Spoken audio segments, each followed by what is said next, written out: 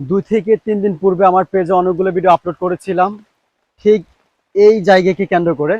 তো এখানে মূলত একটা জাল বসিয়েছে আমার চাচ্চু। এই জালের মাধ্যমে সেই বৃষ্টির দিনে অনেকগুলো মাছ পেয়েছে। কিন্তু 2 দিন পূর্বে যে পরিমাণ বৃষ্টি হয়েছিল, আজকে তার চেয়ে ব্যাপক পরিমাণে বৃষ্টি হচ্ছে। এই যে খালের যদি আপনাদেরকে দেখায়, আজকে কিন্তু অনেক স্রোত, কিন্তু অনেক মাছ পাবো, কারণ স্রোত যত বেশি হবে তত জালে মাছ আসবে। এই যে একবার দেখেছিলাম জালে কি মাছ এসেছিল, মাশাআল্লাহ অনেকগুলো মাছ এসেছিল। প্রায় 5 মিনিট হবে, এই 5 মিনিটের ব্যবধান আমরা কি মাছ পাই আপনাদেরকে যদি আরেকবার দেখাই। ওরে,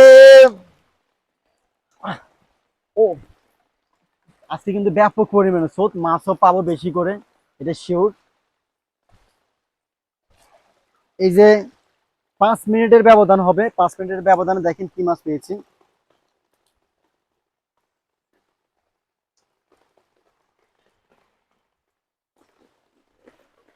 এই যে 5 মিনিটের ব্যবধানে মাছ এগুলা, আর 5 মিনিট পূর্বের মাছ হচ্ছে যেগুলা।